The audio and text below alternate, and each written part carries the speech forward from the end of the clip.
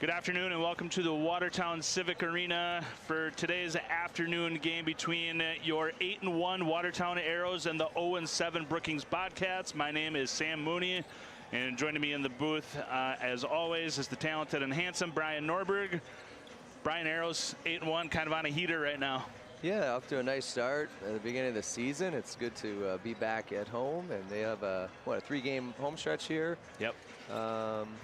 Yeah, they put together some really nice wins, Sam, and we welcome the Bobcats into the arena tonight here in an afternoon tilt, coming off a girls' big win. Big win for the girls. Big win for the girls. They need that, and so it'll be another good tilt here at the Civic Arena.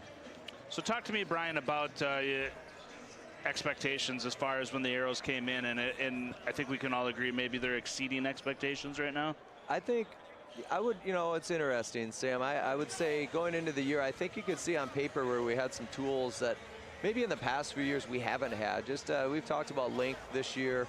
Get off the bus, we looked like a basketball team a little bit, and they've really done a good job on kind of the, I would call them the 50-50 games, where a game, whether it's leading into the game or throughout the game, it could go either way, and Watertown's being able to come up on top. So they've done a nice job of winning some games that maybe could go either way and making plays down the stretch, finding ways to win. They're coming off, I know down in Yankton was a big win for them, where Yankton made a run. They had a lead, and they really showed some character to come back and get that win, because it didn't look good. The whole tide had turned in favor of the Yankton Bucks, and they really outplayed them the last 4 minutes of the game to get the win. Yeah, Arrows coming off of 7 wins in a row, 6 wins in a row. Wins over Sturgis, Douglas, Brandon Valley was a big one. That one was in Brandon Valley. Got O'Gorman here. That was another big win.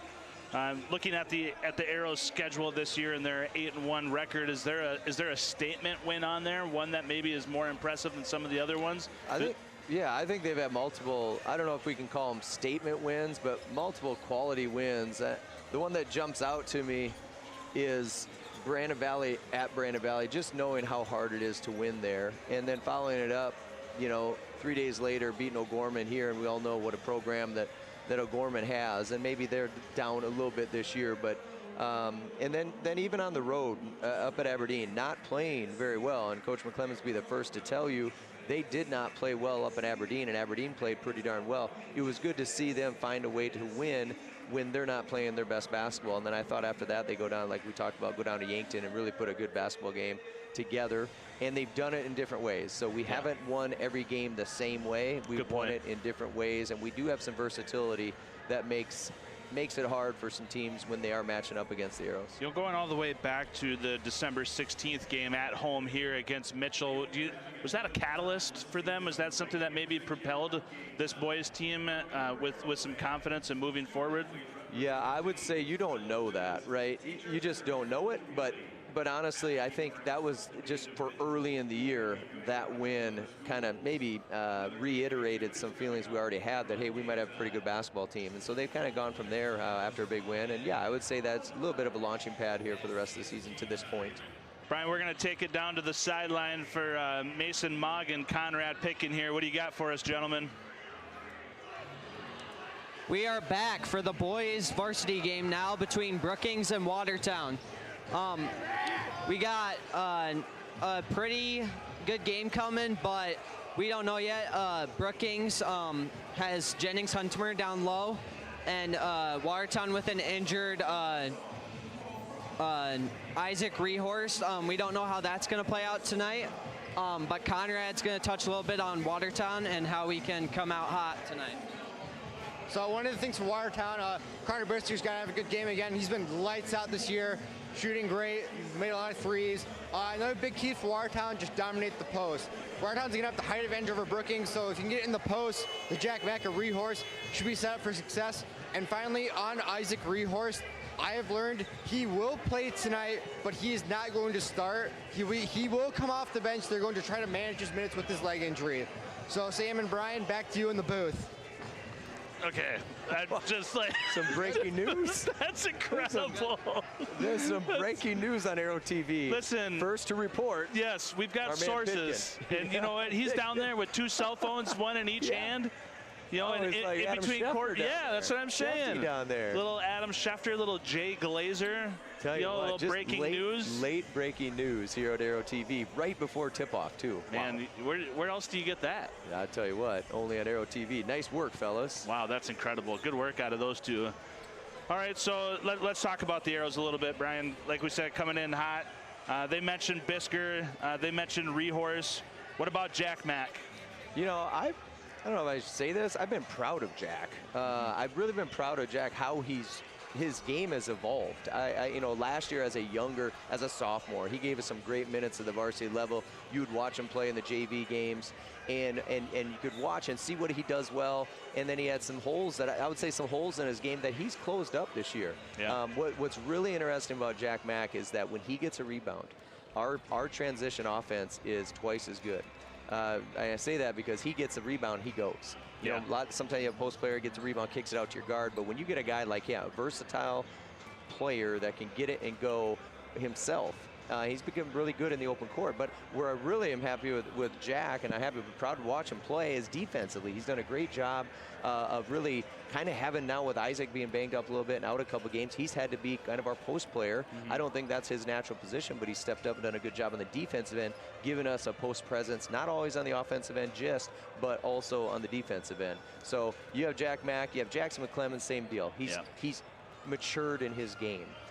Where his shot selection has been so much better this year. He's doing more than just scoring the basketball for Watertown. And then we know Carter has been a big and becoming bigger focus of the opposing teams, because Carter can play. Carter can play, can score, and if he's not scoring, again, he's been patient and has not forced stuff, and he's really been a good distributor as well. Rebounds really well too, and I don't think we can talk about this Aero basketball team and the culture of it and the heart and the grit of it without mentioning Caden Decker. Yeah, Caden Decker, glue guy. Glue guy, X factor. Sure. We have all sorts of great superlatives for him. And Caden's just tough. And I think this basketball team that he's playing on this year, he's such a big part of it, and he plays a role very well that this team needs him to play. And he's going to find the best offensive player most games, right? Most games, most matchups, he's going to be guarding the best player. And then he's going to do that, and that's going to be his prime focus. But he's also going to help us in transition. He's going to hit that big shot in the corner or big shot from the perimeter that he's done this year, and he can get to the hoop. He's done a lot. He's our Swiss Army knife. For sure. There's another superlative. Yeah, I mean, and if I could just add another one, I mean, he's just a dog, right? Like, I mean, he's not afraid to get down underneath. He'll go up top and slap the floor and play perimeter defense, you know, and he just gives you that energy and that boost. And Carter Bisker does a lot of that too. But I want to circle back to Rehorse with the injury. We've talked about the starters. We spent a lot of time on them, and rightfully so. But with Rehorse being banged up a little bit, give me a guy that could potentially get some minutes off the bench that could maybe impress you tonight. I think we saw it down at Yankton. Mason Anderson came in, and minutes-wise, he didn't play a ton, but he knocked down a big three. Yeah. I mean, it was not only a good three. It wasn't just a made three. It was a big one. At a time when we needed it. Yeah. Another guy that hit a huge shot for us, really, to put the game away, was Dane Stark. Yeah. You know, with Isaac being out, Dane isn't coming in and playing Isaac's position, but he's getting more minutes because of who we have to play. And so Dane did a really good job down at Yankton as well. So a little bit of our depth showing up there. I'm really glad that you mentioned Mason Anderson, because that's got to be hard to do. Like, I've never experienced that before, and maybe you have, but you're pretty cold, right? I mean, you don't play a majority of the game, and then all of a sudden, with just a few minutes left, you come off the bench and you find yourself in a big spot, and not only do you make it, but I mean, that was huge. That was such a big clutch shot, and coming in cold. Yeah. Yeah, and I think, you know, guys like you and I getting off the bench being cold, it would take us 5 minutes to even be able to get up and on the floor. These young guys, but to get in the flow of the game, to get going, I think it's not always easy to do. So both of those guys did a really good job there against Yankton. Brian, we're about 20 seconds away from tip-off here. We'll be turning it over to Mr. Mark Bellum for our starting fives, and then will we get a national anthem, or did we do that with the girls? I think we got her knocked out. Yeah, I think we got that taken care of. So we'll turn it over here to Bellum for the starting five from both Brookings and Watertown, and then we'll be back for our opening tip-off, brought to you by DFS Insurance and Dakota Land Federal Credit Union. Welcome back to the Watertown Civic Arena for our nightcap today, featuring our Arrows versus the visiting Brookings Bobcats. Officials for this afternoon's second game, Luke Anderson, Jason Seitz, and Steve Shepel. Positive treatment of these officials will be expected at all times. Failure to do so could result in removal from this event. Athletic training services and care of our athletes are provided by Prairie Lake Sports Medicine through certified athletic trainer Faith Hewlett. AeroCare, close to home. And now let's meet our Aero cheerleaders. Morgan Moss, Taylor Buckles, Kendra Buckles, Paige Hyder, Brooklyn Reneke, Camelia Emjude, and Tilly Schlimgood. Aero cheerleading advisor is Mallory Hoffman. And your starting lineups first for the visiting Bobcats from Brookings. Number 2 is 6'2" senior guard Jones Hummer. Number 5 is a 6'2" senior forward Jake Fowler. Number 12 is a 5'11" senior guard Drew Johnson. Number 22 is 6'1" sophomore guard Noah Lees. And number 25 is a 6'6" senior forward Burton Tesla. Assistant coaches Jared Hummer, Tim Lees, and Nate Barnhart. Head coach of the Bobcats Joe Frederickson. And the Aero Ball Boys, Easton Hogg, River Neal, Tate King, and Trice King.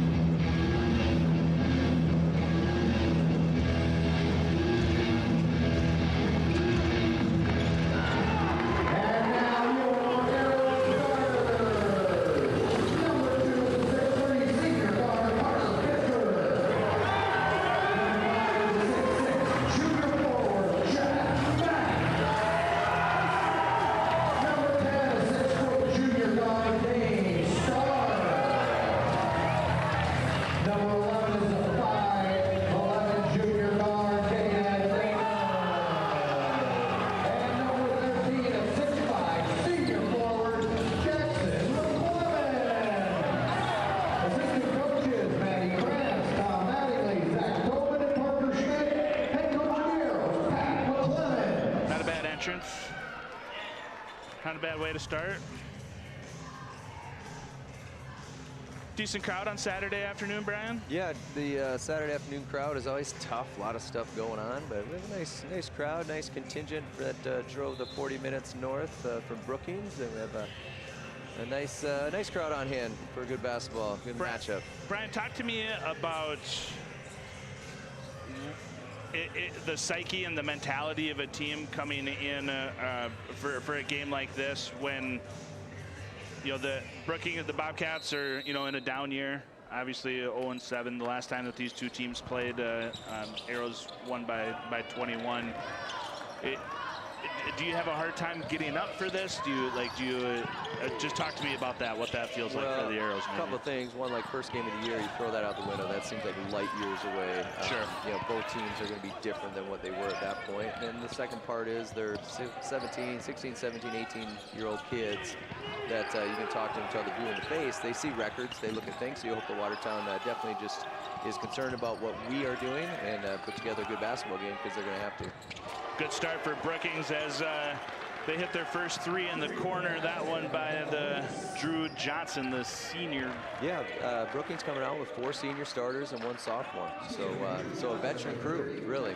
Some kids that have played a lot of varsity basketball.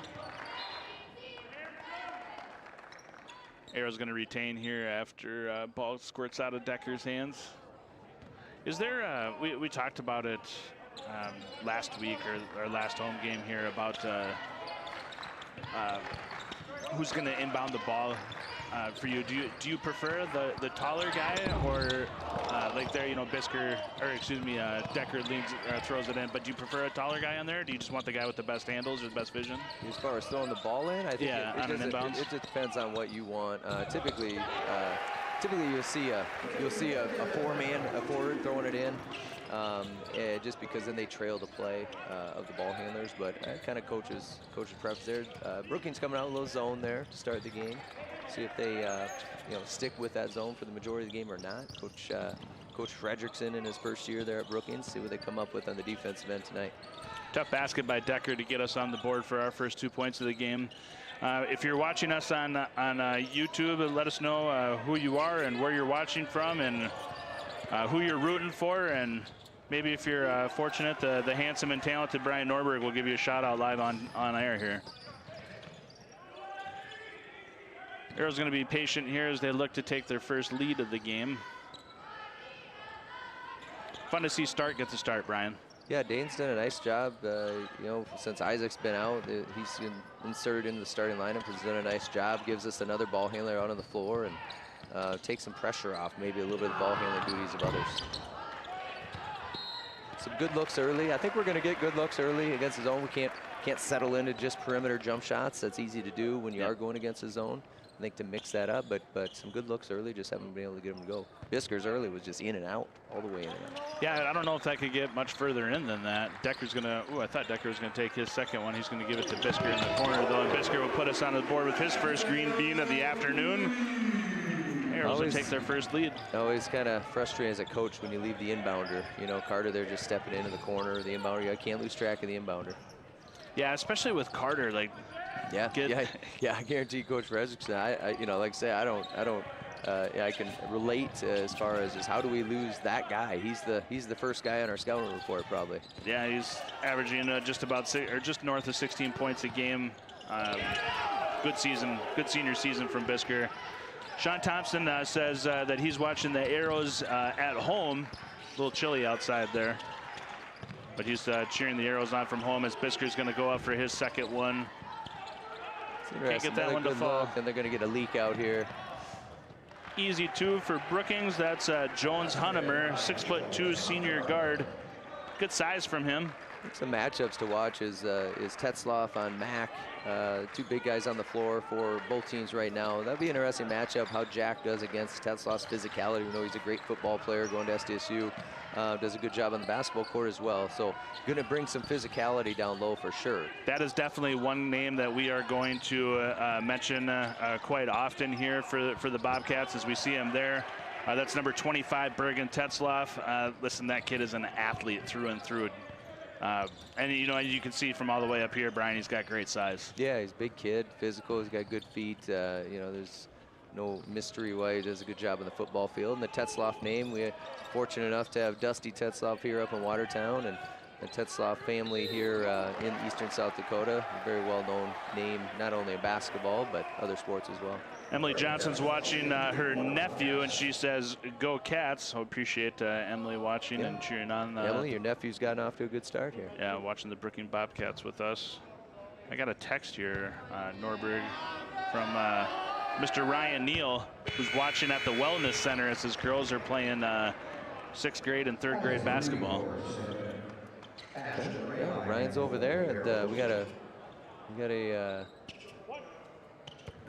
a tournament going on there, youth tournament going over there during the games.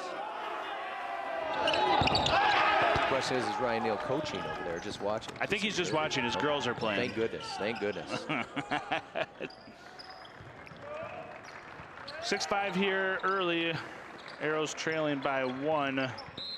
They are moving the ball, though, pretty well, though, Brian. I mean, getting some open looks, just not falling early. Yeah, I'd say getting some good looks. Brookings done a nice job here, getting a good start. And when you're a team coming in that's struggled a bit on the win-loss column, you know, you want to get off to a good start. Don't get demoralized early. And as that continues to go, your confidence continues to grow. Good take by Jack there. Yeah, really good take by Jack. We'll go to the line for 2. Mac draws the foul, will shoot 2. Arrow's first free throw attempts of the afternoon. It's tough. You Yeah. can say either or. Yeah. Evening, people Sheesh. know what we meant, Sam. You know, the old Brookings and Watertown rivalry, what have you. There is always a little bit more. And I think some of it has been lost as far as the crowd interaction to it. The high school kid, you know, we have a nice student section here for a Saturday afternoon. Yeah, we do. You know, it used to be, I think, you know, Brookings kids would come down to our gym. We'd do the same. It's maybe a little less energy in the building, I would say, for this afternoon's matchup. But it's always a battle. Watertown, Brookings, and a bunch of athletes going at it. A little 1-3-1 here by the Arrows. We get a corner 3. Ashton McClellan sighting in the lineup here. We have Rehorst on the floor. See how he moves here. Looks like he's been fighting a knee a little bit. Rabine with the defensive rebound, and Matt can't finish that one, but pokes that one away. Yeah, he's gonna want that one back. That's Yeah. gonna be one of the easy ones he gets all night. Yep. Little bunny for him. Arrows starting off a little slow here. Plenty of game left. 6-6 here early in the past the midway mark in the first quarter. You ever play with a mask on like that? You know, I've never had to. We've had players over the years that have had to, and just no one seems to enjoy it for sure. I think it's not very comfortable. So kids that have to, good pass there. Oh, they're not going to be too. Yeah, I wonder if we can we see that one again? Maybe do we have a replay on that by chance that we could? Moving screen off the ball. Yeah. I don't think, you know, there's except that was really late. You can see it a little bit there, number 2 moving, but that's a tough one. Yeah. That's a pretty tough one. That one came out of nowhere a little bit. How about that though? Our Arrow TV crew just asking you shall receive. Can we get a replay of that? And bang, there it is. Yeah. Got Gavin Smith coming in here for the Bobcats. We also have number, well, I guess 22 started here, but Gavin Smith into the game.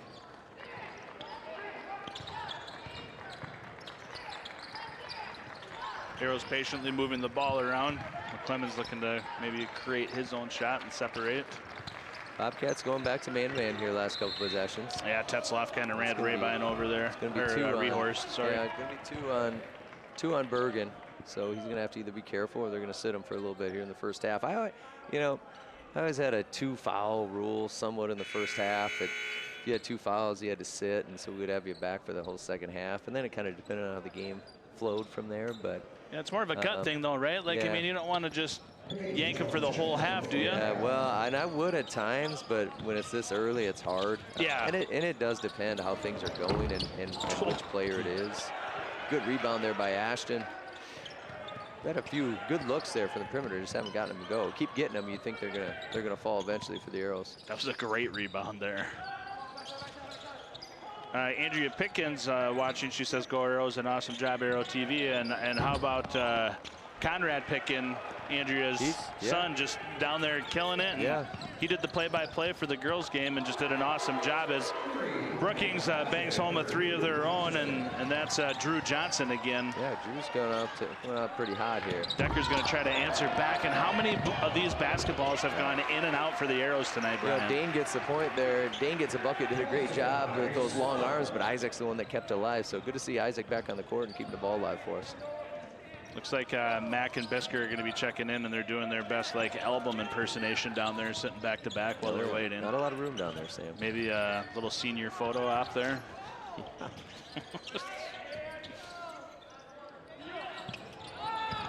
Wow, another corner 3 here for Brookings. This time by Noah Lease, the sophomore. Coming in, big shot by Noah. Wow, Brookings shooting really well today. Yeah, you're giving him some life, giving him some energy. Good rebound and pass by Caden Decker. Oh no! Thankfully, Stark's able to get his own rebound and finish. Yep. Good job by Caden seeing the open player. You know, we're missing a lot. Dane was able to get that one back, but it just seems like everything's hard right now for Watertown. Yeah, I think that's a perfect way of saying it, Brian, that everything is just challenging and difficult for them right now. We got number 32, Hayden Jones, freshman out there on the floor. Lanky freshman. Hayden Jones at about 6'3", may or may not be related to Matt Jones, is my guess from SDSU lore. Good defense here by the Arrows. Kind of suffocating right now, Brian, no? Yeah, they're doing a good job. That's a big block. Oh, they did call it. Yep. I don't think Jackson had to do that. He was just so aggressive with the block that he ended up getting a foul on it. Yeah, that's tough. You know, you just call it maybe in the follow through, but there's a lot of ball there. If he ends up with the ball in his hands, it probably isn't a foul. Yeah. But the follow through that goes into the, you know, I'm not saying it was a foul, but I can see where the call was made from there, or the justification for it. So back to Hayden Jones, Sam. Yeah. The Brookings listeners will know, but I could be way off. Hayden Jones is 6'3", freshman, lanky, and just by looking at him, I'm venturing to guess that it's Matt Jones' son, and Matt was the Alpena product, Weston Springs, Alpena area, and played at SDSU and had a great career, and probably one of the best freshman years of any basketball player at SDSU history. His freshman year was unbelievable. How about the Alpena drop from Norberg today? Well, yeah. All right, we're going to take a quick timeout here, brought to you by Dakota Land Federal Credit Union, as the Arrows finish the first quarter down by 4 to the Brookings Bobcats.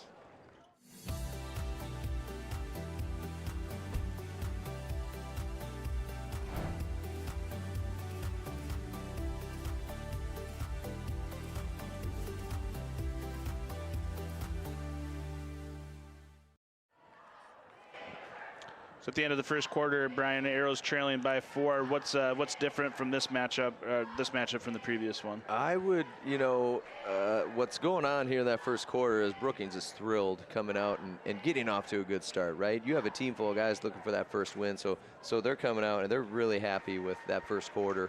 And I think if you're Coach McClemmons in the huddle right now, you're probably saying, well, boys, okay, are we ready? You know, now we're down 4, and are we ready to go? Maybe a little wake-up call there, or wake-up type speech right now from Coach McClemmons. Probably not real pleasant. But, hey, Brookings come out, shot it well, and they're executing. And then on the offensive end for Watertown, we've had a lot of good looks, haven't converted. Yeah. But, hey, when you're not shooting it well, then you got to adjust. So we either keep casting or we got to adjust a little bit. Keep attacking the rim, get to the free throw line when you're not shooting it great. But about what, 3, 4, 5 balls that went in, circled the wagon, and kicked out? In and out. In home court, we got to get those. Got to get the friendly rims going for the Arrows. But maybe talk to Boyens about that and see. Well, we can blame it on him for sure. Absolutely. Blame Craig. 14-10 here as we start the second quarter. Arrows will start with possession here. Decker, Mack, Stark, Ray buying it. Good and pass, Bisker. Good pass. Man, Carter Bisker just continues to impress me. Every game that we get to watch of him is really as a treat. You know, he's so good inside and outside. Yeah, he does a lot. He's slippery. You know, that cut right there, he finds a way to cut, and what a pass by Dane. I mean, that bounce pass, I call it like a pocket pass. You know, there's such a small margin there, and a really nice pass by Dane. Decker's given some heavy minutes here. Has he been out yet? He did. He went out and sat for about 30 seconds and came right back in. Yeah. So it's good to see Caden healthy. Yeah, you know, I mean, he missed the T game, and he was sorely missed. Seeing a little energy on the defensive end for Watertown, out of the timeout maybe here. Decker pulls that rebound down.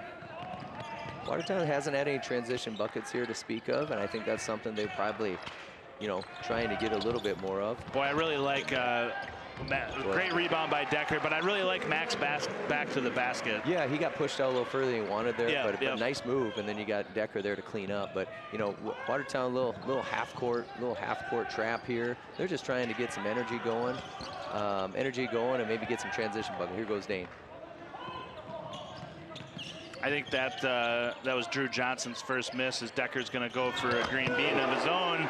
Bangs that one home in the corner. Out of the timeout, a little 7-0 run. Yeah. Not mistaken, Sam. Yeah, Caden Decker really sparking the second quarter here.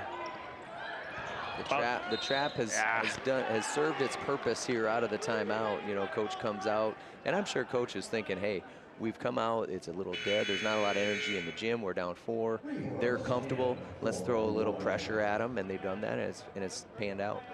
What do you know about the Rehorse injury, Brian? I don't know a lot. I know he hurt his knee, and it's good to see him out there on the floor, and I know they're awaiting MRI. They must have got that back and showed some pretty good results, so he can be out playing, but I don't know anything more than that. But good to see Isaac out on the floor and getting him back in the rhythm. Oh, there's a travel. Yeah.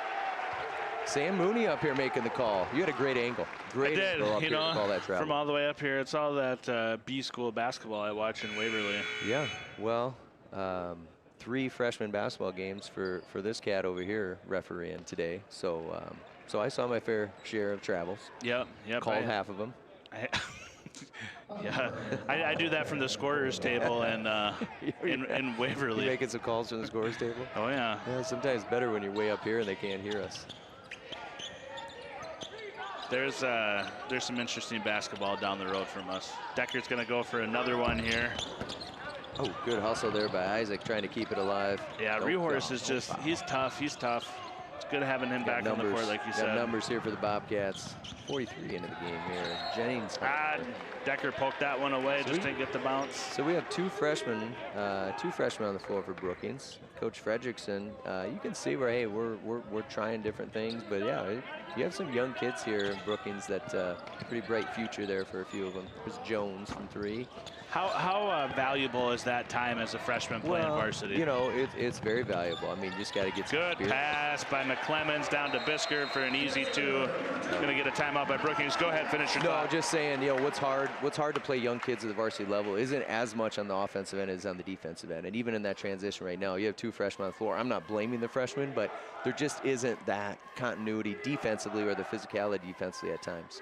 But yeah. So go into a little bit more detail about that as far as a freshman playing. It's harder to play young kids, to me, at the varsity level that can play defense at the varsity level. It's one thing to play offense at the varsity level. A lot of kids are skilled and they have some ability, or they're athletic and they can do some things offensively, but can they take care of the ball? Are they going to be physical enough to rebound to help you? And then most importantly, can they defend? And I would probably always err on the side of, you know, probably not playing enough young, talented kids just because I was so concerned about the defensive end. But that's usually the hardest part for these young kids. And I'm sure they're going through some growing pains. But did get confirmation that is Matt Jones' son out there from Blake Heiser listening in. Thanks, Blake. Appreciate that, Mr. Heiser.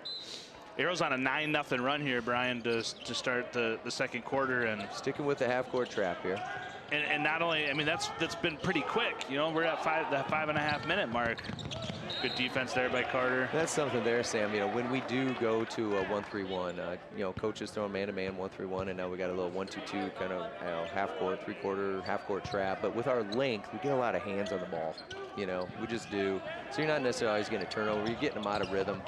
And it was a nice take there. Couldn't finish, but now in the transition, Watertown wants to go. Yeah, and you see that there with Jack. I mean, it was quick, you know, to your credit that you discussed earlier in the game. Yeah, and I think, you know, coach is probably telling Jack, hey, when you get it, go. Because we've had conversations. He said, you know, he's so talented at being able to do that. And so there, you know, Jack's got to get and be aggressive and get it up the court. Put pressure on the defense when you have an advantage. Number 12, Drew Johnson, checking back in for Brookings, and the Arrows are going to have to be mindful of him when he's on offense. Shoots real well. Yeah. Brookings just started off in that zone, Sam, and now have gone back to kind of more predominantly man-to-man here in the second quarter. See if they jump back in the zone here to the point. Clemens misses the 3 at the top of the key. Good look by Jack. He just hasn't found that rhythm from three-point land consistently this year, but you'd have to think continued open looks like that from Jack there from the top of the key. Yeah, they'll fall. But where he's really been special this season is that step or two inside that three-point line where his game has really evolved. Yeah, his mid-range game, you know, hard dribble pull-up type thing. That's kind of his strength, and he's done a better job of getting all the way to the rack too and finishing a little more strength this year than in the past. Good showing from the student section today. Yeah, kind of. Not Arms terrible. crossed right now. Arms crossed. But I'm trying to figure out the theme there. We have some mixed signals there on the theme. We have a kid in a Santa's hat and a little golf slash construction, or well, that's what. Yeah, I don't know like what they have going on. like I think it might just be fluorescent, maybe. Maybe because like I thought maybe as workers, like construction worker or something, but I think maybe just fluorescent. I feel like there's some maybe some frat. Where's our guy? Frat Pitkin? guys going down there. Pitkin should be able to report on that. Where's he at? Yeah. We need Pitkin to tell us what's going on down there. Let's get the theme, Pitkin. Good hustle down there by both squads. Don't foul. Jack's gonna pick up one. Those ones are a little frustrating. No reason to foul. Brookings doing a nice job of weathering the storm, kind of out of that timeout, 3-point basketball game, settling in a little bit, finding themselves. And I think Watertown stays in the trap here a little bit. Brookings going to continue to get good looks. So it'll be interesting to see what we do here, if we go back to man-to-man or not. Approaching the midway point here in the first half. Man-to-man. 1916 as Arrow switched to man-to-man. There's the shooter that we talked about earlier. That's Drew Johnson, 2 for 4 Great now. Outlook. Great run by Carter. Did you see that pass? I didn't. I had my head down. Pay attention up here, Sam. It was a phenomenal pass. Hey, good thing is I just saw it on the replay here, thanks to Arrow TV. No, Jack Mack did a nice job. A little baseball pass to Carter leaking out and hit him on the money and got a layup. I got some breaking news for you here. Brent Kais just texted me and said that it's Neon Day. That's according to his junior daughter. Well, he's got a good source then. Brent Kais, breaking news, not from Brent, but his daughter. Let's give credit where credit's due. We'll give credit, you know. Yeah, but and to be fair, like, I apologize, Brent. I shouldn't have divulged my source like that. Yeah, right. Yeah, that's covers blown. Yikes! Wow, but he'll never give us any information ever again. Well, or we now know who to go to, and we didn't know the theme. So thank you, Brent. And you know, he has a solid source, obviously, there with his daughter. Yeah, and then you just outed her again. Yeah. Terrible journalist. I think it's controversial. I think we're just thankful for the info. 21-16 here. 6 on the shot clock. Good defense by Carter Bisker. Great defense by Carter Bisker. Boy, that really was end of the shot clock there, and now we get it and go. Doesn't foul. He's got a hand right in his mouth. Great pass. Wow. Great finish by Caden Decker. Nice push by Arrow basketball moving well right now, Brian. Yeah, real good job of getting out and running there.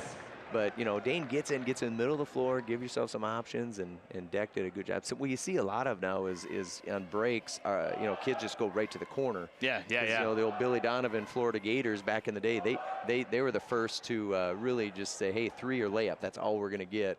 And they maybe weren't the first, but you can see on this break, if we're showing a replay, I'm not sure.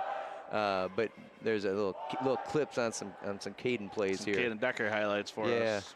But I think instead of running to the corner there, he cut the angle off to get a layup. And sometimes we fall in love. Here it is, right there on the break. Instead of just drifting to the corner, he made the turn and we get a layup. And that's just a small, subtle thing that some kids are just getting the habit of going straight to the corner every time. So it's good to get a layup out of it. Is that Billy Donovan Florida Gators team? Is that the one with Mr. Mike Miller on it? It would have been a little before. They were back to back. It was after. Well, yeah. I mean, Mike. Yeah, same program, same coach. But yeah. And then didn't they win back to back? You know, after Mike Miller. But Mike Miller was a huge part of getting Florida going. I mean, a huge part of getting Florida that going. Recruiting class with Mike Miller, Adonis Haslam, not Teddy Dupree. Was it Teddy Dupree? Help me out, people out there. But a really good guard. Yeah, they were good. They got her going, and then they, not too far after, won a couple. Back to the trap here in the half court.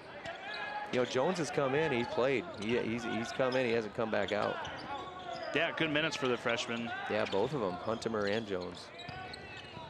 You know, and I think a lot of that to do with the early foul trouble by Tetzlaff. Yeah, for sure. Yep, absolutely. So those two, probably between the two, are getting extended minutes because of Tetzlaff being on the bench. And you can see where around the basket where we have an advantage with Tetzlaff out there, right? Because he's a big body there. He's gonna alter shots. Yeah, he's been out since what, the 5.5 minute mark of the first quarter. Yeah, somewhere in there. You know, but if you're Brookings, like with him being out, you know, to only be trailing by 7, I mean, you're not super upset with that as Bisker goes for a 3, looking for the foul. Yep. Good decision by Mack there. Good chart. Yeah. Or did he step out there? Again. Yeah, I think the ball went on the end line. But yeah, to your point, Brookings hanging in there. I mean, it's a 7-point game. Yeah. And now, 2 minutes to go, 2:33 in the half. Now it's who closes, right? Who closes? If you're Brookings, hey, let's cut this down. Let's tie it. Let's get it cut down. Do you consider putting Tetzlaff back in at this point, or do you just leave him out for the whole half? You kind of answered it with what you were saying earlier. Right now, probably leave him just because of how things are going. We're still in the game. We're not running ourselves out of the game by any means. Okay, Bisker is just finishing everything, but that's a great pass there too by Jack Mack. Yeah. But I mean, Bisker's finishing everything underneath. Yeah, they did a nice job in transition this year, and finally here in the second quarter, we've gotten some transition buckets, and they do a good job in the open court because we do have some guys who can finish. Oh, hope he's okay. I think he just stepped on McClemens, or McClemens got him by accident. Okay, Bisker's on one right now. Yeah, it's a tough spot for Brookings now. Do we call a timeout? Do we just call a timeout? No, I think we got a foul there on Stark. Yep. Yeah, he's. Yeah. Question is, did Coach McClemens or Coach Kranz over there? Was there some foot action? Was there a trip over there? Do we need to go back and look on the video, or did he just fall down himself? I mean, I don't mean to accuse Coach Kranz or Coach McClemens, but well, we know let's maybe not let that go without at least taking a look at it on the film. That's fair. We know for sure it wasn't Tobin or Schmidt. No. And Tommy, let's not sleep on Tommy. Okay, it easily could have been serious Tommy question. over there. Who's got better hair, Tommy Mattingly or Zach Tobin? Neither. Right Come on. now. Those are nice. That's nice. I disagree. Look how tight Tobin's bun is. Tommy needs a haircut, and Tobin's bun today, yes, he's got it going on. It's nice. Let's not give it any more attention than what it has already. I think he looks good. For the crowd out there listening, those 5 of you that are listening, we were joking about the tripping. Yes. That's the way we're trying to make it. I mean, don't sleep on Kranz's haircut either, though. No, to be fair. No, the facial hair is spot on. Yeah, that's a good-looking squad of assistant coaches down there for the Arrows. 27-17 here as the Arrows looking to close out the first quarter. Tough take by Mack. Yeah, he got caught there a little bit. That was a little bit of a force there out of Jack. Jones again from 3. He's got a nice touch. Good rebound there by Brookings to keep him alive, caught underneath. Suffocating defense by Caden Decker. Another rebound by Decker. Boy, this is a big second quarter here for the Arrows. Yeah, this is 17 to 3 right now. Yeah, last minute here of the game, you want to finish if you're Watertown. If you're Brookings, you want to try to chip into this lead a little bit and get a few good possessions to finish.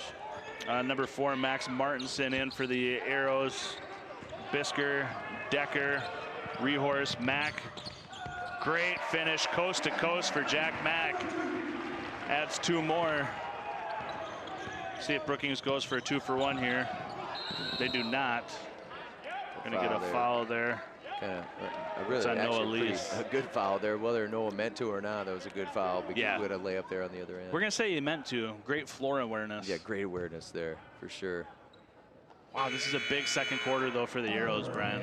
So do you have down time? 14 to 10? Do you have time for a 2-for-1 here?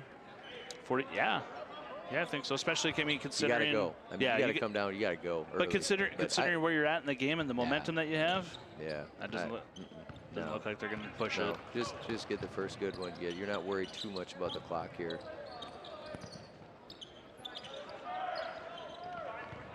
Arrow's gonna be patient here to close out the first half. Good move by Decker. Tough. We get a jump ball here. It's gonna be Brookings' ball with 20.1 seconds left here of the half. Arrows with a commanding 29-17 lead. Gonna bring Tetzlaff here with 20 seconds left, Brian? Yeah, offensive end here. You're not too concerned about a foul, so bring in the big fella here for 1 possession. What do you like about his future as a football player next year? I like that he's going to South Dakota State. I'll tell you that. I like that. Yeah. No, it'd be fun to watch him. You know, all these kids from whether they're going to USD, SDC, or wherever they're going, Augie, USF, or you name it. But you know, you watch them play in high school, and it's fun to watch them play in the college level. It's good foul by Martinson there. No, it wasn't. We already had 5, wasn't it?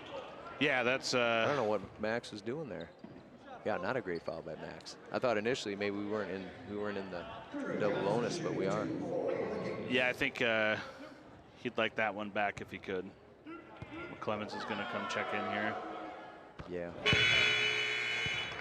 Free throw's good. That is again by Drew Johnson, who's leads Brookings now with his 7th point. 2 threes and the free throw. A lot of time here after the free throw, make or miss. Watertown should be able to, get down the court and run something to get a look. Clemens is going to let it roll a little bit.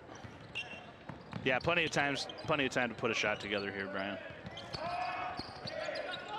Not a bad shot to take there. No, Carter Bisker with the green bead. We're a little early. We're not going to be too picky, but great end there. Great finish. Great look by Carter. We're going to take a quick break here as the Arrows close the first half, leading the Brookings Bobcats 32-19. My name is Ellie. I'm a senior. My favorite high school memory person I look up is to probably most just like would probably be my dad. When I'm not playing basketball, I like to go golfing, go hunting. If I had to sing one song in front of a packed arena, I do not know the answer to that question. If I could bring back any fashion trend, don't have an idea for that either. If I had to delete all but 2 apps from my phone, I'd keep Instagram Reels and Snapchat. My name's Caden Decker, and I'm a senior. My favorite high school memory is probably winning the state football championship last year. The person I look up to the most is probably my mom. When I'm not playing basketball, I like to play football. If I could be any animal, I would be probably a gorilla. If I could be any superhero, I would be the Flash. If I won the lottery, I would buy a mansion and a jet. I'm Asher Rabine, I'm a senior, and we're number 12. My go-to meal is probably chicken Alfredo. My favorite sports team is the Dallas Cowboys. Favorite TV show? I don't really have one. Person I look up to most is my dad. When I'm not playing basketball, I like to be on the lake with friends or golfing. If I could travel anywhere in the world, I'd probably go to Paris. My name is Jackson McClemens. I'm a senior. The person I look up to most, probably LeBron James. When I'm not playing basketball, I like to stack with my teammates in Warzone. My favorite meal to cook is goulash. If I were a pro wrestler, name would be John Cena III. In a zombie apocalypse, the person I want on my team is Caden Decker. That is because he will slide cancel around corners. Welcome back to the Watertown Civic Arena, where the Watertown Arrows are leading the Brookings Bobcats 32-19. For Watertown, defensively, I think they're playing really well. They're forcing Brookings to take some bad shots. Even when Brookings has had the shots, they've had to really work the shot clock. Second thing, they're rebounding really well. They're getting lots of second chance points offensively, and then defensively, Brookings has had like no second chance points. Watertown's getting a lot of rebounds. Things for Watertown to work on, I think they got to make more shots. I know they're getting lots of second chance points, but they've missed a lot of threes and some easy layups. So, Mason, what do you think about Brookings so far? Yeah, Brookings, they've kind of struggled with defense on letting points in right by the basket with open layups. Going into the second half, that's one thing they can really work on. But they're also in a little bit of foul trouble. Tetzloff has 2 fouls heading into the half, so they got to be considerate about that. But also, they just got to handle the ball better and get good shots going into the second half. Back up to you guys in the booth. Spot on, fellas. I like Pitkin's take on things. He's right. It's been one and done for Brookings for the most part. Very, very few second shots. And on the other end, Watertown has really gotten quite a few second shots. So he's spot on that. And then I love Pitkin's take. This is as simple as it gets. We got to make more shots, period. Sometimes just we got to make shots, right? You don't make shots, you don't win games. Yeah, I think the Arrows are shooting pretty well. I mean, we talked about it off camera a little bit. You know, Bisker is shooting really well from outside and inside as we see these replays here, brought to you by Dakota Land Federal Credit Union and DFS Insurance. But I mean, the Arrows are playing tough, man. That second quarter was awesome. Yeah, they put together a nice second quarter there, got things going a little bit. 22-5 in that second quarter, and you said it best. I mean, they were really efficient in that second quarter. Yeah, they were, and I think it started on the defensive end, coming out of the quarter break with a little half-court press or half-court trapping. Created some offensive opportunities for them. So, and then it kind of snowballed from there, where they got comfortable. Yeah, I mean, so 32-19 here. Arrows doing well, efficient, shooting well, playing good defense. Really in that second quarter, I mean, smothering defense, right, Brian? Yeah, well, yeah, they did a nice job, kind of forcing Brookings into the shots maybe that we want them taking instead of all the shots that Brookings wanted to get. Just took them out of rhythm. A little bit, and I think Brookings can definitely get back to that. Watertown ball to start the half, try to get a good possession early, and then it's going to come down to keeping the energy up. You know, when kids see the scoreboard at times, and this is a ball game, don't get me wrong. Yeah, for sure. But now it's coming out of the half. Coach McClemens talking to the boys about, hey, nice job, good second quarter. What are we going to do with it now? Are we going to capitalize on that? We're going to keep the pressure on, or are you going to do the human nature, little step back and kind of get a little complacent there? Sure. And there's just not enough room to do that. I mean, one, we're not good enough to do that with anybody, and Brookings will take advantage of that. So if you're in the other locker room, you know, Coach Fredrickson coming out with them, the boys saying, hey, we're still in this basketball game. We had a little foul trouble there with our big, and now we come in healthy. We're ready to go. What can we do here in the second half? Because we're not out of this basketball game by any means. But when you're struggling, this first 4 minutes of the third quarter is really big for Brookings, right? It's really big because if you can get some traction here, get a few buckets, cut into that lead, I think it gives Brookings a little confidence. And if it goes the other direction, it's tough to get back. We got quite a bit of time here as we're scrolling through the Watertown Civic Arena, and I'd like to, if I can, just make a quick reference to Jackson McClemens' featured arrow deal there. Yeah. Jackson is surrounded by some really awesome people. Yes, he is. And starting with his mom, starting with his mother, for Patty, principal here at Watertown High School, and you know, Jackson, great leader, incredible person. We'll say this, poor Jackson, right? We got mom as the principal, we got dad as his head coach. I mean, we're Team Jackson. We are Team Jackson for sure. And his brother Colton's up the head coach at Aberdeen. And now his sister is an incredible person as well. Which one, Sam? He has two of them. So well, I only know the one. We have Ashton and Mackenzie. Yeah, I only know Mackenzie. Yeah, and so the McClemens family, your point being. And on top of that, Mackenzie's husband, Carter. Turback. Listen, he is like one of the greatest people you'll ever meet in your life. That he is. So I mean, for a redhead, he's a super nice guy. Yeah, absolutely. And I don't even put that against him. No, I don't either. No, I mean, he is just a 10 out of 10 dude. And so your point is. My point is that he says that out of all these great people that he's surrounded by, the person you look up to the most was LeBron James. That's where I jumped off a Team Jackson bandwagon. I was off. I'm off now. Yeah. We just thought that was pretty comical up here in the booth that the other people, everyone else is like, well, my dad, my mom, my brother, something like, no. Yeah. With Jackson, it's LeBron James. I mean, LeBron's done so much for Jackson in his life. Done so much for him. Scoring updates, Sam. Please. Scoring updates at the Huron Arena, 19-7 here, 6 minutes to go in the second, 19-8, Huron over Jefferson. Huron made a bunch of adjustments to renovations to the arena, I'm told. They got some like in the Huron Arena. Is there a video band? I don't know. Maybe they did. Yeah, they've done quite a few here over the years. Just like Watertown here has done a lot of nice changes. Huron's kind of kept up. But what a great venue. What a great venue, just like the arena is here. A little Saquon Barkley, Kelly Green jersey going nuts on the board. Like Sam, he knows that you point him out if he's wearing an Eagles jersey. Yeah. But Roy, what could have been with the Eagles this year? Well, there's always last year. and as a Vikings fan, you're always saying there's always next year. We just ran out of season. I don't even tell you. The Vikes ran out of season. 7 in a row there to end it. Yeah, good things were happening there. You like 9? I don't know. I don't know about 9. I'm like most probably very, very skeptical whether he's the guy. But got a little Bills fan there. Tough game last week. yeah, it's really too bad. Do we have is there a game today on the NFL schedule, or is it both tomorrow? Both tomorrow. Both tomorrow. Okay. All right. Yep, both tomorrow.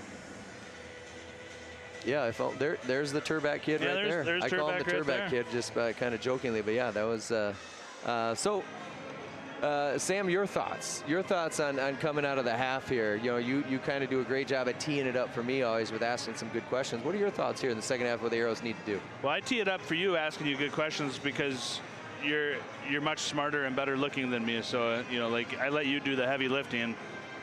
You know, I guess for me, you know, if it's not broke, don't fix it. You come out of an incredibly efficient second quarter with a 22-5.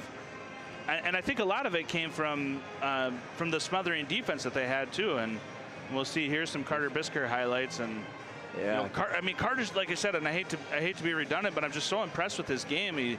He's not just the outside shooter anymore. I mean, he's well, and look what he's done today.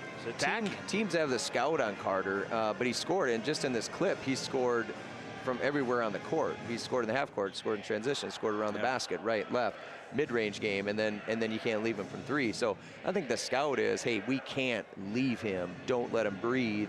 Be physical with him. And Carter's done a great job of adjusting to how the defense is playing him and hurting you in other ways. So that's really what's interesting or fun to watch with Carter. But I'm telling you, for the Arrows, that halftime was terrible. Geez, look at Dane Stark. There's Dane Stark, 4 points, 5 rebounds, 6 assists. Dane's on track for a triple-double right now. He's going for it. Sorry, I didn't mean to interrupt. Really, he's been really active on the glass. But I was just going to say, that's incredible. If you're Watertown, if you're the players, you hated that halftime. Yeah, for sure. You were cooking. Because Coach McClemens is coming in, and he's all over them because he knows human nature, right? And he knows he's been there, and he knows that, hey, if we let up, if Watertown lets up, Brookings going to be right there to get this into single digits and get a ball game again. And so if you're a player, you're catching it, and you're up 13, and you're catching it right now from Coach McClemens. I guarantee you that he's after him, and because he wants to protect against a letdown. So coming out of half, keep the energy up. If you're Brookings, like we said earlier. Yeah, and you get Tetzlaff back here in the second half. Yeah, we got Tetzlaff back, and they need to go to him, right? They need to go to him, and let's make Watertown stop us down low first. Are you going to try to go to Tetzlaff early and get him active and get him going right away? Absolutely, I'd go with him early. Go to him early because we have to try something right now that makes him get some easier shots. And Brookings played a lot of kids in the first half, and a lot of those kids out there, especially younger kids, you can see while they're out there, they belong, and they just didn't hit some shots there in that stretch in the second quarter where Watertown did. Yeah, it'll be interesting to see how quick they go to Tetzlaff. Watching Brookings warm up right now, I mean, Tetzlaff has shot about 7 free throws in a row. I like it, you know. Well, maybe it goes to the game plan that you and I have up here. Is hey, let's feed Tetzlaff down low. Let's get fouled, get to the free throw line. Who do you put on him underneath? For Watertown? Yeah, who defends him? Start, Jack does. Jack Mack and Jack's guarding him. But there's definitely a game plan to sag in and help early, that type of deal. But you know, Johnson was a Johnson early. Drew was really good early. For Brookings. Yeah, Drew was good. He has 8, and then Noah Lease did a nice job. He has 6, and so those guys are good early. So I think get Johnson going, but Brookings knows like, hey, we got to start getting some stops, and then it snowballs into some good possessions offensively for us. Going off the rails here a little bit. I tend to do that from time to time. Looking at AA basketball as a whole, who would you say is and I know you can make 2, 3, 4 maybe guys that best player in the state at the AA level. Is there anybody that sticks out to you more than maybe anybody else? I will not take the bait on best player, Sam, but there's a lot of really good players, and I would say definitely Lincoln has separated themselves. You have Roosevelt right behind them. Lincoln had a big win over Huron last weekend. At home, shot it really well, and really beat Huron soundly. and I don't think that score is indicative of what that could be here down the road. But I think you have Lincoln, you have Lincoln, you have Roosevelt, you have some other good teams in the next tier after them. And I think Huron's a team that could be right up at their level if they get some things figured out as well. So it's going to be really interesting. There's a lot of good players, and hopefully Watertown can be in that group. Yeah, I think so too. I mean, we're got to be about at the halfway point of the season, right, Brian? Yeah, I think we are. And our schedule's going to flip. Our schedule's going to change. Sure. It's going to sorry to interrupt, but there you already see the difference in Tetzlaff as he comes in and he gets the turnover. Yeah, trying to get a high-low early there and short-armed it. Yeah, you're absolutely right, though. Our schedule is going to flip for the Arrows. I mean, coming up here, you've got a tough Stevens squad. You got Sioux Falls Lincoln, arguably the best team in the state, the #1 team in the state at 9-0. You got Roosevelt at 9-1. You got Huron, who's tough, Harrisburg, who's tough. So a lot of tough basketball left for these Arrows. Well, you were going down the schedule there, Sam, right into Tetzlaff. Brookings went right into Tetzlaff early there, and you got a layup for him.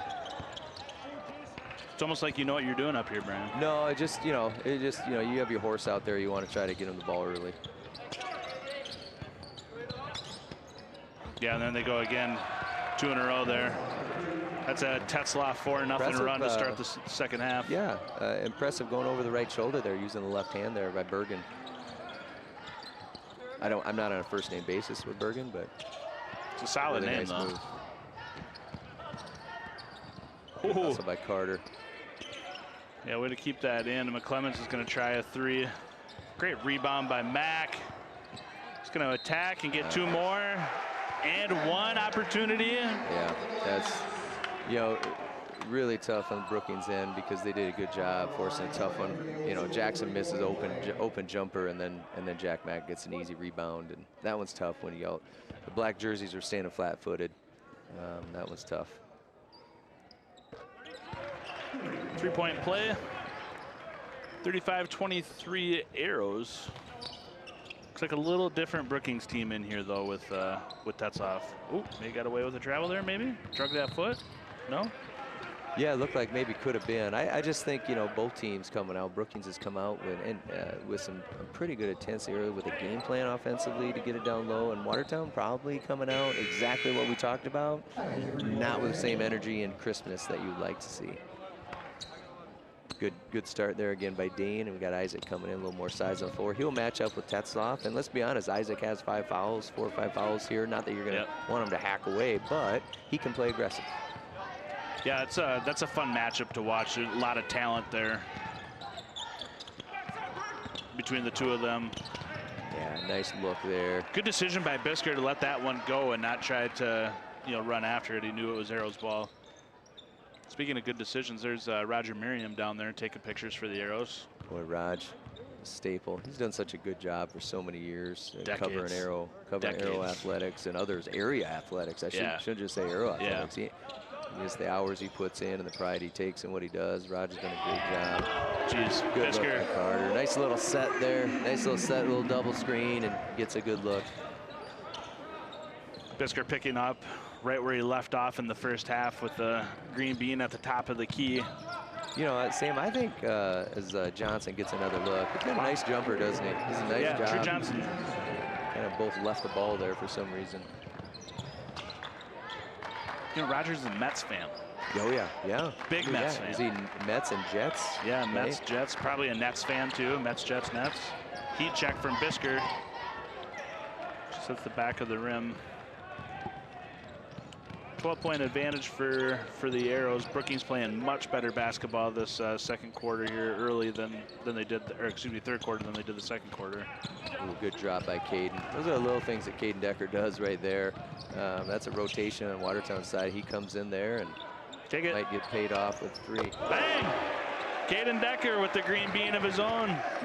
Thought about it, hesitated a little bit, cashed it in. The rotation like that, when you get a rotation on point, it's fun to watch defensively. Good board by Jack Mack. I think before all that happened, I was gonna just talk a little bit about Carter. I think we all saw Carter last year do a really good job and have some games where he really scored the basketball and did a lot of good things. But he was playing 7 quarters a night last year. You know, Carter Bisco is playing 7 quarters a night, and I just think I think we're in a situation in high school basketball that if you're a junior and you're playing any type of JV basketball, that you really shouldn't be, and that you're too good for that. And I think, you know, it's a great example of Carter. He would play 7 quarters a night and then lead us in scoring at times in the varsity level. And I think now you have kids and their mentality is like, if I'm a junior, I should already be starting a varsity. If I'm not, then, well, I just kind of give up. And I mean that. And I don't mean to be preachy a little bit. But, no, please do. But we need kids to understand that there is a process and how many kids can develop at different stages.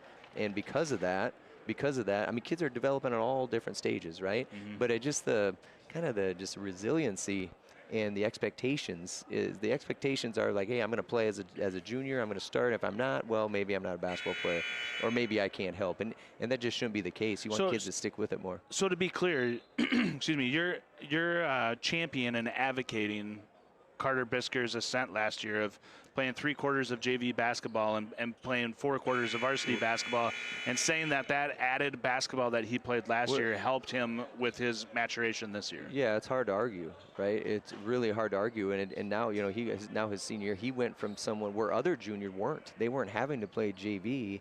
And I even stated that wrong. It should be fun. You should want to play. Yeah, you get more basketball. But it's a great story of last year, a year ago. He was one of the juniors still playing JV basketball, and now you look at this year, and he's one of the best players in the state. Yeah, he's been incredible. I guess what I'm saying is be patient, keep working, be patient. Some good things happen. Well, and I think take advantage of the opportunities that you get too, right? Yep. I mean, and like I really like what you said there in highlighting that, because Carter could have complained and felt. And maybe not taking it as well as he did of playing the JV, but instead he had a good attitude about it and understood that he was getting more opportunities to play basketball. Yeah, and I think it made him better, right? Yeah, for sure. He had to be the guy on that level as he is right now, where teams were, you know, knowing he was the primary scorer. But Mason Anderson sighting here on the court for the Arrows. Good to see him out there. Bisker getting the break, and good take by Jack. Good take there by McClemens, getting aggressive underneath. Definitely danger zone here for Brookings. We're looking a little tired. You know, danger zone for Brookings here, letting this get out of hand for them. The foul underneath here on the Arrows. I think we got a moving screen there on Brookings. Is that going to be on Brookings? Yeah, I thought I saw it on Arrows, on Jack. Yeah, I had Bauer moving a little bit up top. Checking in for Brookings is going to be number 11, Gavin Smith, 6'1" senior forward. You know, the interesting part, we're talking about the lower level games. You wonder how many minutes, or quarters that maybe a couple of the freshmen that were on the floor in the first half have here for the second. They might be running out of quarters potentially. Good take. Is it? Oh, hello. Yeah, Tetzlaff. Hello. Follows that one up with a thunderous two-handed dunk, and that's the athleticism that we talked about earlier. I mean, I think I said earlier the guy can jump out of the arena, and we saw a little bit there. Carter Bisker with a beautiful pass. Nice answer. Great. I'm sorry, that wasn't Carter. Was that? It was a great pass by Deck. Yeah, by Caden Decker. Nice pass by Deck, and good finish by Max Martinson. But what a follow by Tetzlaff. Yeah, guy's fun to watch. I love watching him play football. Guy can jump out of any building.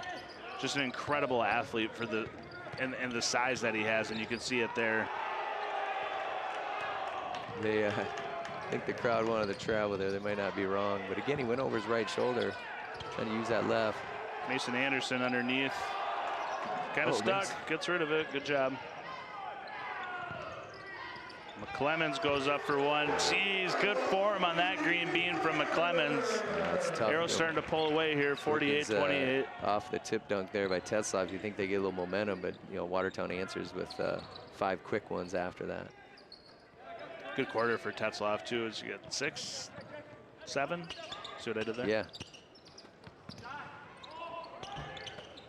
Just kissed the front of the rim there. Came up short. Looks like a line change coming in here for both teams. Yeah, I think been some continuous play here. I think both teams look a little tired right now, to be honest with you. Both teams sucking some air. A steal by Deck. Little rowboat formation. Yep. That's tough. You literally can't do anything if you're, if you're Lease there. If you're Noah Lease right there, you're just getting back, and Deck just lowered his shoulder. You can't necessarily call a charge on it, but there's nothing you can do except for completely get out of the way. Yeah, good hard take too by Decker. It was. I always have a hard time sometimes when all the contact is initiated by the offensive player. It's just hard sometimes because as a defender, what are you going to do? I just think you're defenseless as a defender there to not get a foul. If you watch here, and the thing that I will say is that he was moving laterally. Even though Deck lowered his shoulder, he was still moving laterally. He didn't completely beat him to the spot, probably. And definitely not a shooting foul either. That was 5 fouls on Brookings. 5th foul of the quarter. Okay. Decker having a nice game here. Making a. You got to have seniors that play like seniors, and I think Watertown has a number of seniors playing like seniors, Sam. Yeah. And identifying. The other thing is role identification. They've identified their roles. Who am I for this basketball team? What do I bring to the table? And that's really been fun to watch. I think you have some kids that are playing their role. It's easier said than done. That's not always easy. It just isn't. Resetting the floor here for the Arrows. McClemens, Martinson, Rabine, Bisker, and Rehorst. Minute 42 left here in the second quarter. Arrows up big here, trying to extend the lead. I think maybe a little early to start talking about the Dakota Land player of the game, but Bisker's 19 is leading the way, but I think you got to consider a Caden Decker at this point too, no? Yeah, I agree. I think it's still up in the air. Yeah. And I think it's very premature for you to even mention. Bang! Jeez, Jackson McClemens may have something to say about it. In the corner. Somebody else, number 13, may have something to say about it, Sam. And McClemens trying to get in there and get a steal too. Wow, Arrows are just shooting so well tonight. Yeah, after a tough, first quarter. First really quarter, shooting. yeah, they had 10 points at the end of the first quarter, Brian. Yeah, that escalated in a hurry. Yeah, now it's borderline out of hand. Is Brookings going to be able to get to 55? I think if you're Brookings, you're not looking necessarily at what points we can get to. I think you're just like, hey, let's keep competing, right? Let's keep competing. Let's chip into this, compete. You just don't want to see where you roll over. I'm not saying they're doing that at all, but that's the challenge that their coaching staff is having right now is keeping them engaged, and let's keep getting better, and maybe not take a look at the scoreboard for the whole game. Well, a good poke back there by Jones on the offensive rebound and second chance points is McClemens. Jack's feeling a little bit. Yeah, He heard you prematurely talking about player of the game, and he said, hold on a second. Might have something to say about it, Sam. Wow. Fun night of basketball here for the Arrows. Well, I think you have two teams. You have two teams kind of dealing with different seasons right now. You have Watertown with a very good record here coming in tonight. You have Brookings struggling a little bit, but I think you can see the confidence level. And I've always said, there's hope and then there's expectations. And I think Watertown's expecting to play well. They're expecting to make shots, and then I think you're hoping sometimes at the other team when you're struggling. And I just think that's where Brookings is at right now. And they'll get her going, and there'll be better nights, better days, but they're playing some young kids, trying to find it a little bit, and not always easy. Basketball's hard. If you're Coach Fredrickson here from Brookings, talk about some positives that you could take away. Well, I think, some of it's got to be the playing time that the freshmen got, well, right? You got off to a pretty good start tonight there, and then had a tough second quarter, wasn't able to get it back, and third quarter has been tough as well, but he's had to play some younger kids to help, and they've done a good job of hanging in there. And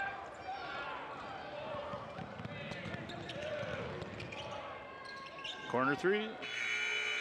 Okay, so our friend and great Arrow supporter, Miss Andrea Pitkin, she wants to know what the background on why a three-pointer is a green bean. Well, Sam, there's many out there that have that same question. I believe you covered it last year, or 2 years ago. Talked about it. Two years ago, you covered it. Yeah, we've talked about it But maybe before. those listeners hadn't tuned in. So I was baffled the first 2 games I did with you. Then I got the courage to. Then I had the courage to ask you what in the world a green bean is. What is this fat gray-haired guy talking about? So A green bean is obviously it's a three-pointer, but in the popular 2K video game with the kids, my son and some of the other guys his age, they play a lot of 2K basketball, and when you have a perfect shot and a perfect release, the meter goes from yellow to green, and then it kind of splashes, and then you know that the shot is made. So is it actually a green bean or you made that up? That's your. I definitely don't think that I made that up. If anything, I might have to give credit to my son Cameron, you know, because I hear him all the time, you know, screaming green bean from his room. And well, I think we, as Aero TV announcers, we need to know our demographics, who we're talking to, and I can see where a lot of our clientele maybe is confused by that because they don't play 2K video games. I would debate you that I would venture to say that Andrea Pitkin could pick up the sticks, you know, and maybe bang home some green beans in 2K basketball. So there you have it, folks, the green bean. The green bean, the origin of the green bean. Maybe we'll change it up. Little zone by the Arrows coming out of the timeout. Do you, at what point do you pull the starters, Brian? Ooh. I think you're still early. I think you want to keep some momentum that you have going. Great defense there by Stark. Bisker doesn't finish that time. I think if you're Watertown, you want to get a good start to the fourth quarter and finish clean here, and then get some kids subbed out eventually. I appreciate how Bisker conducted himself there. I mean, he got hit, thought maybe he got a foul, he didn't get it called, and instead of sitting down there kind of sulking at the other end, I mean, he hustled back and got on defense. Yeah, and I chuckle because if you know his dad, Brian, I think probably Brian's in the bleachers telling him to get up and get back on defense. 100% he is. Yeah, 100% he is. No sympathy coming from Dad there. No, not at all, and he's right down in front of us. I can see him from here. Sits in the same spot pretty much every week. Be a corner here from Mr. Stark. Bang! Well, Dane's shot it pretty well here recently, and if Dane's knocking down shots with confidence, he brings a whole nother element to the offense here. Dane's having a nice game. Very nice game. Yeah, I forgot we're on triple-double watch with Dane here. Yeah, he's got to be at about, where's he at, 7 points? I think he's still going to have to go hard to get a double-double, but we're excited about the triple-double opportunity as well. When's the last time you've seen a high school triple-double? That's a good7, 7, and 5 for Stark. Yeah, I'll be honest, like in my years of coaching, we never had an individual. We were close with double-double or triple-double, but never had one, and then I don't think I ever coached against one either. But I know they're out there. Someone had one this year. I forget who and where. Probably LeBron James. I think my niece down in West Central actually almost had a triple-double, and it was the points that she didn't get, from what I heard. Was it at steals? Well, you know, it would be a rebound and assist probably, and then she didn't get the points, I think. But here nor there. Triple-double is hard to get. A lot of steals. Especially at high school. At that level, too. Yeah, could be. Shout out to Eric and Terry with doing a good job there. Yeah, West Central.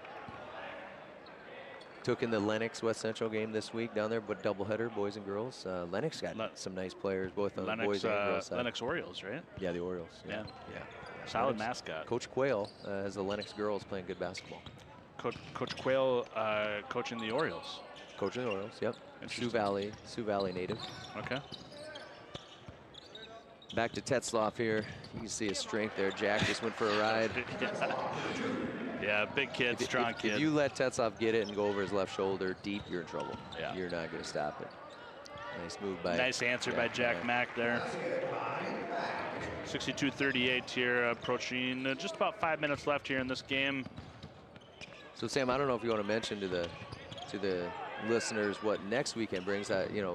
Brookings actually will be coming back into the arena for one of their games against one of the Rapid schools, is my understanding. Because this weekend was supposed to be Brookings and Watertown taking on the Rapid schools, and so instead we're playing it today against each other, and then they have a conflict in their gym on Saturday for sure, at least, to where all 4 varsity games. That's got to be a charge. That's a good job by Ashton. Yeah, go ahead, continue. You know, we talk about you having your role, right? Jackson comes in, I'm going to take a charge. Yeah, that was good. But But anyways, I guess, you know, because of a conflict there, it's so hard to make up the games that you get with Rapid. So all 4 varsity games on Saturday for sure. Okay. I don't know Friday's schedule, but Saturday for sure, all 4 varsity games will be played in the arena. So you're going to have Brookings playing Rapid. You're going to have Watertown playing Rapid, both boys and girls in the arena. So 4 varsity games is my understanding. We don't know who's going to be on the call for us on Saturday. You're gone, I'm gone. So we might see some Conrad Pickin and Mason Mogg action. Yeah, we'll have to do some recruiting there maybe. Yeah. See if the boys are available to do some calling for us. Good outlet there. Decker having a hard time corralling. Oh, I thought Anderson was going to take that one. He'll take that. Oh, take this one. Bang. Oh. No green bean on that one. Yeah. A little off there for Mason. Jinx, announcer's jinx. That's my bad. 100% my fault on that one. Yeah, but you know, probably one of the biggest things that stands out in the game today is the defense, or the offense, excuse me, the rebounding. Rebound has definitely gone the Arrows' way. You just haven't had a lot of second shots for Brookings, and Watertown's had quite a few extra opportunities. Yeah, been a fun game to watch. A lot of good hustle from both teams. To your credit, you talked about it earlier. I mean, Brookings definitely has not given up. Body language-wise, they're in it, and I think that's probably a testament to their coach. No? Yeah, they've done a good job. They're gonna stick with it. You know, just. Now, I haven't seen one kid hang their head from Brookings this whole game. I think, you know, you see the scoreboard says, but you're trying to continue to improve. If you're a coach, you're trying to find a combination that's good and that works and have some success with, and they'll have better days, no question about it. I'm definitely the old school guy. Like I said, I don't shy away from the fact of being the fat old guy with white hair, and the body language and the teammate stuff and the culture and the camaraderie and all that is really big for me. And when I look at this Brookings team, I haven't seen one kid hang their head. I haven't seen one kid yell at another kid for maybe a bad pass or a missed shot. Good finish there by McClemens, but you know what I mean? Like, for you as a coach, how big is that? Am I making a bigger deal out of that than it should be, or is that a thing? You know, it's hard. It's really hard when you're not winning games. Okay, it's really hard when you're not winning games, and when you're not winning games, a lot of things start to present themselves. And I'm not involved with Brookings' team at all by any means, but what you're saying is, you know, watching on the court, seeing their body language and the kids chewing out each other, and it's just hard. And so, but we're not seeing that. No, you're not seeing it. So that's and I agree with you. I was just pointing out the fact that it's easy to go the other direction in a hurry when you're not winning. And that's not just for Brookings, that's for anybody. So it's kind of easy for everything to seem pretty good when you're winning games, but when you're losing games, you find out a lot about kids, and character and that type of stuff. And Brookings done a nice job, and they'll continue to do so until they get things turned around. Yeah, and I think a lot of that is a testament to Coach Fredrickson. I mean, it has to be. Yeah, he coached in your first year, and whenever you're in your first year trying to establish your culture, establish the way you do things and the way you want things done. And it's not easy, and it doesn't happen overnight. And it's not like college. You know, nowadays college, you come into your first year, you bring in your guys now more than ever, right? We see the line change here for the Arrows, but Coach Fredrickson coming in, you know, it takes a bit to establish what you want to see in your program and establish your culture and how we do things. So it's a battle, and meanwhile you're playing other good teams. Yeah. Not easy. Let's reset the court here for the Arrows. You've got number 3 Landon Struckman in there, number 4 Max Martinson, at number 12 Ashton Rabine. Of course, you got Rehorst in there, and then who am I missing? And then Mason Anderson.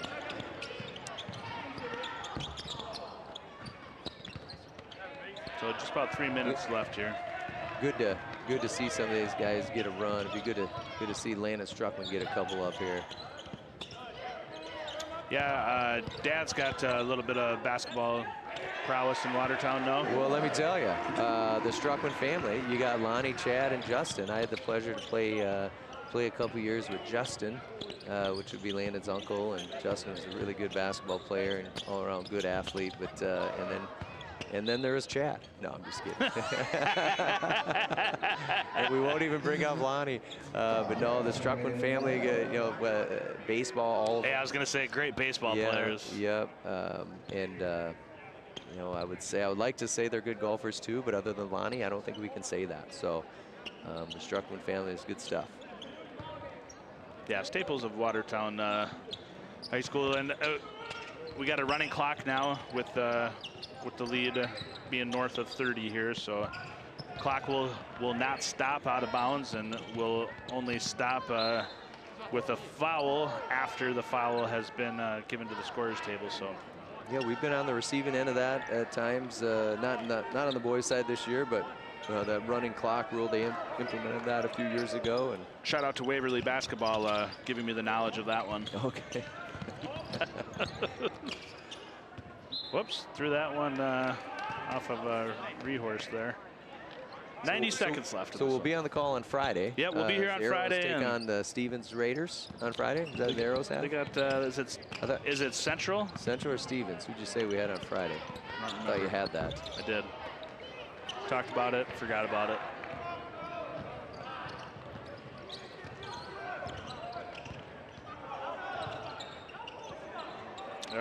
Friday, we've got Stevens Friday. So Central Saturday. Right.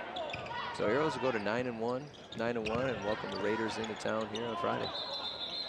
Yeah, good weekend of basketball here at the arena with the additional games, and hopefully the weather's a little warmer out. And if you got nothing going on Saturday, come to the arena. Craig Boyens has done a really nice job of changing the atmosphere here, and with Ryan Remmers and Arrow TV and Austin Thompson doing some other cool things to make the in-arena experience really good. Ooh. Tough foul there. Good sportsmanship there by 21. That's Gavin Foreman helping Rehorst up.